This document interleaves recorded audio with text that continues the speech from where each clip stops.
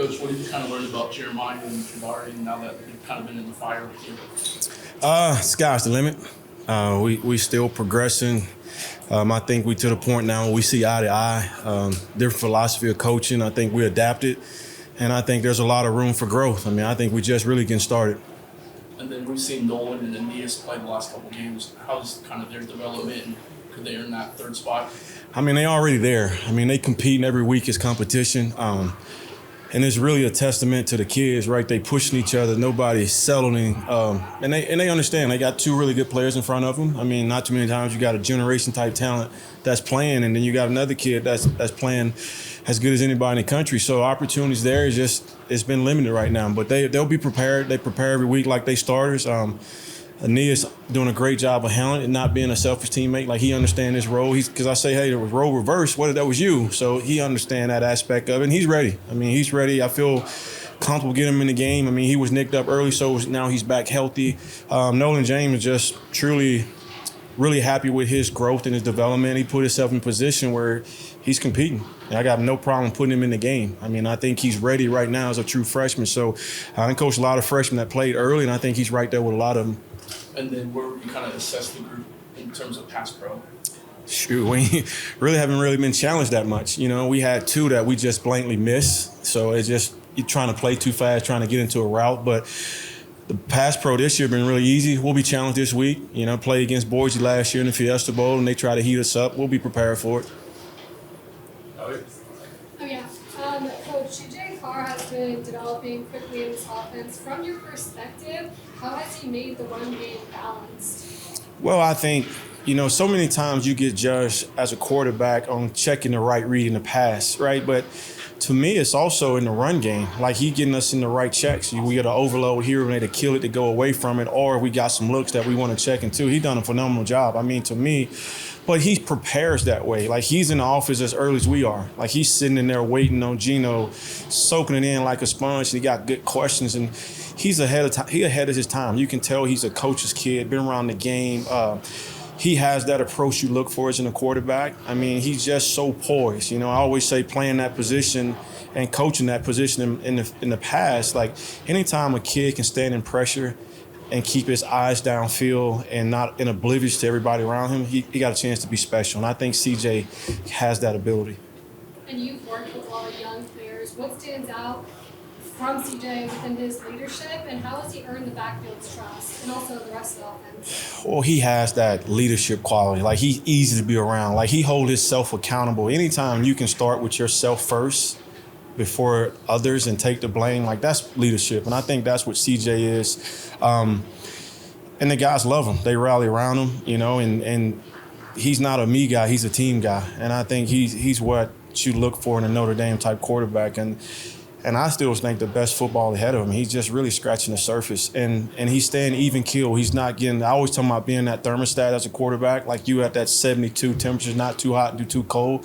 He has that perfect demeanor. So – and that's a big part of it, because you get too hot-headed. You start over-squeezing the ball. You start getting out of the game plan. I think he does a great job of staying in it. And the kid been battle-tested. He opened the season with 2 top 10 teams and haven't flinched. You've been around some pretty good head coaches in your time. What about Marcus Freeman facing adversity kind of has impressed you so far? To me, I think the most impressive thing about Free is I always use this term, not flinching, right? Whether you win or lose, you consistent. You're still the same person.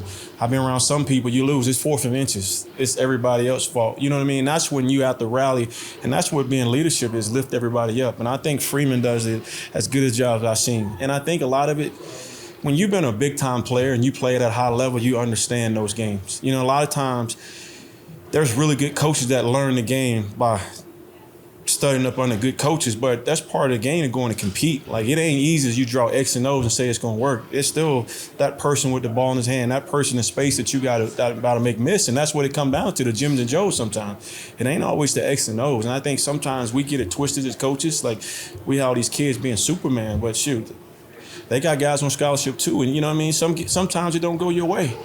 You know, it can be a bad call, it can be a bad drop, it can be a bad tackle. Like, it's football. And you hope we're on the other side of those situations, but sometimes you you get tripped up a little bit. Jordan, how different does this offense feel now that the ball's just kind of being spread all over the field? Yeah, it feels great. Obviously, we put in work throughout the season and before the season. Kind of just, going through the little things, going through the playbook, whatnot. And then all of our hard work we put in, being able to show it, it's a great feeling. And then Mark Zackery's kind of found his way at corner. I guess, what have you seen from him since the season started? Yeah, great player, athletic. He's got really long arms that he uses to, his ability. His ability to be able to play through the ball is great. You obviously saw that in that one Arkansas play where he played through the ball. But hell of a ball player, very athletic, good feet, good transition. He'll be a good player here. And then is there any friendly competitions in the receiver room at this point to see who can get the best block in the run game?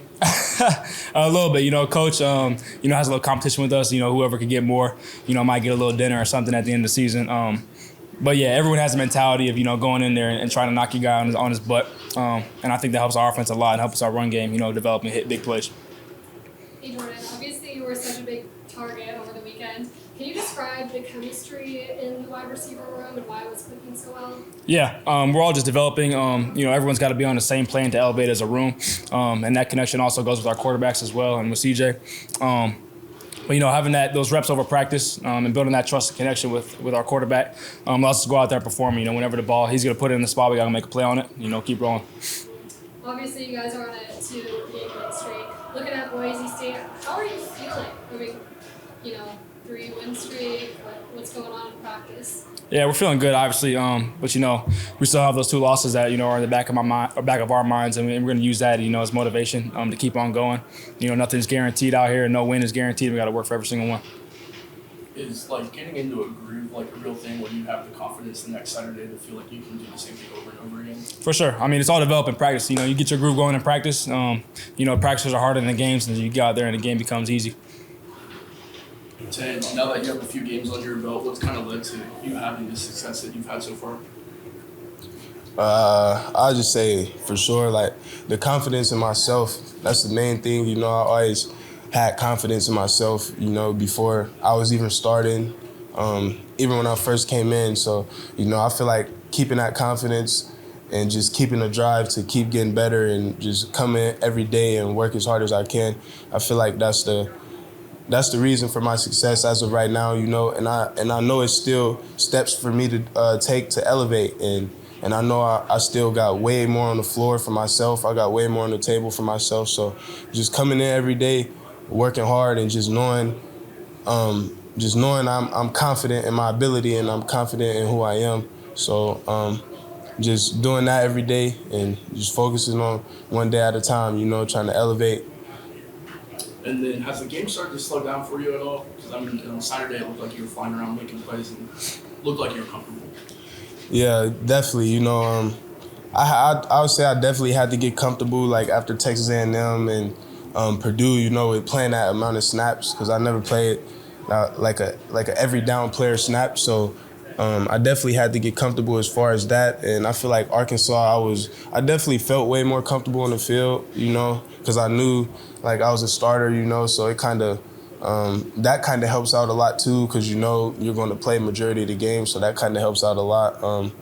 But yeah, I definitely feel more comfortable now, and I plan on just keep getting more comfortable and learning every game and just getting better every game. That's my plan, to just do more than I did the last. So. And then does it feel weird to you that 2 years ago schools were recruiting you to play receiver and now you're starting at Notre Dame at safety year 2? Nah, it really don't feel weird, to be honest. I feel like it helps me, Other than the pick I dropped on against Arkansas, I feel like it helps me just be able to attack the ball and be able to know the flight of the ball, being able to track the ball from any type of throw. So I don't really think it feels weird. I feel like it's an advantage for me. Hey, Tae, going up against TJ Carr in practice, what challenges does he present to the defense, and how has he made you kind of sharpen up in your role? Oh yeah, CJ, he can put the ball anywhere. So no matter how tight you are in coverage, he'll be able to find a way to fit the ball in. So I feel like with CJ,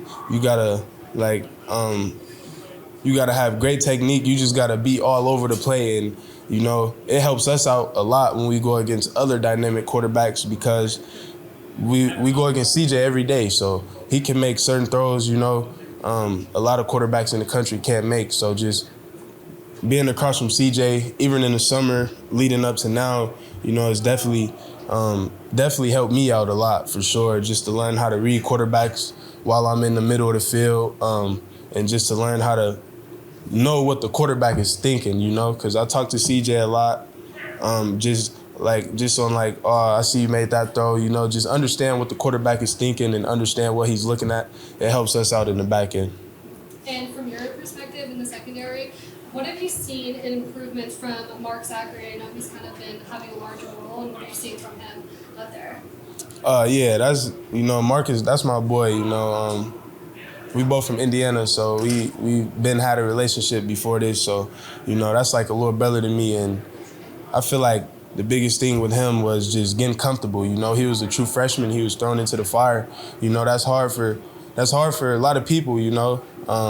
So, you know, we just knew we had to give him some time to get comfortable and grow. And I feel like he showed that last Saturday with his performance, you know. So I feel like he's just going to keep growing and getting more comfortable. And, you know, he's going to be a great player here. That's pretty much all I can say. I think I believed in him. You know, he was on the field, so we believe in him.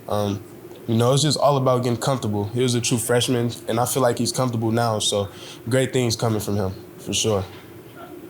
Speaking of brothers, what impact has Jalen Smith had on your life, either on or off the field? You know, he's had a huge impact, to be honest. You know, that's why we're the number 9. Because of him, and also just a big reason why I came here for sure. But he's had a great impact, you know, just for me to be from Fort Wayne and him be from Fort Wayne and just come to Notre Dame and elevate our lives. You know, we both from the same side of town in Fort Wayne, you know, the south side of town. So just 2 south side kids coming to Notre Dame and taking full advantage of it. You know, that's the biggest impact he's had on me, and I feel like that impact is going to help me change the trajectory of my family. Mark, you kind of got thrown to the wolves. What have the last 4 weeks kind of been like for you? Yeah, it's been a journey. Just coming in the summer, just knowing that I'm just competing for a spot, and then knowing for the first game that I would be going in if anybody went down. And then with just seeing Christian going down, I was kind of like, dang, Christian needs a sub, like he's going out. And then just a realization that I was the one going in. It was kind of the time to buckle my seatbelt and grow up a little bit. So that's been my process these past 4 weeks, just gradually getting better and just knowing that, trusting in Christian and Leonard to keep coaching me up in their positions. That's why I'm ready to be out there. And then you spoke about Leonard and Christian helping you. What's allowed you to find success over the last 2 games? Just preparing like a starter. I mean, getting the extra hours in, whether it's schoolwork or that. If I'm not doing schoolwork, I'm doing that. So just making sure I'm in there constantly. Coach Mickens getting a routine daily, just meeting with him and meeting with them is my daily routine. So just making sure I'm on top of that to be prepared like a starter when my opportunity presents itself. And then during your recruitment, you always spoke highly of Coach Mickens. What have you kind of learned about him so far? He's serious. During the recruitment process, he was a great guy and still is. But just knowing when I'm out there, he's not going to treat me any differently than anybody else. So just knowing that I'm not a freshman anymore, I've got my feet wet, I've been out there, and now it's just time to grow up and keep gradually getting better and better every game. Hey, Mark. So I read a really cool stat. You were targeted 4 times and only allowed 1 catch for 8 yards, and you also, of course, had that end zone breakup. How did that feel? It felt great. I mean, you could see after the breakup, prayers up to the guy that got injured on that play as well. You could see after the breakup, I had a whole bunch of emotion. It was kind of build up. I was kind of upset at myself. It felt like I was a freshman in high school all over again when I got thrown into the fire. So just knowing that I had to prepare myself to be ready to not let up any X plays and be prepared mentally and physically for that game. So it felt super good. And obviously, each week you're kind of gaining more responsibility. How do you feel your role in this defense has grown since the start of season, and how have you improved? I feel like I've improved drastically, just my body as well, but mentally, especially just knowing, coming from a high school that we was just man. I was playing safety my senior year too, so just playing the back half, but knowing like splits, what they're doing, situations when I'm in a situation. I feel like I've improved that way, and just being prepared for my opportunity again, like Leonard being out, just coming in and replacing him and just being prepared whenever my name is called. I feel like I'm getting better at that. was kind of the whole experience, start to finish last weekend, just going back to Arkansas? It was great, to be honest. Getting a win like that was great. Team glory, to be honest, was great. Getting back on track and getting wins, being 2-2, there's no better feeling than that.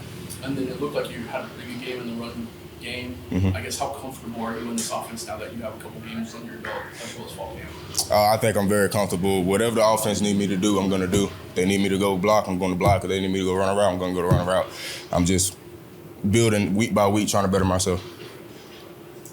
Tight ends are often a young quarterback's safety blanket, I would say. How has CJ Clark built the trust with you early on?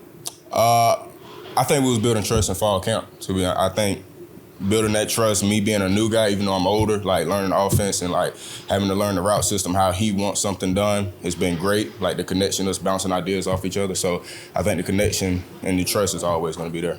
And how have you seen him grow in confidence? And how does he command the huddle that makes it click so well? I think the confidence has always been there with him. I haven't met a quarterback like that that's been confident as much as he had. But he commands the huddle. He says what he got to say, and everybody listens and does their job. That's pretty much how it goes.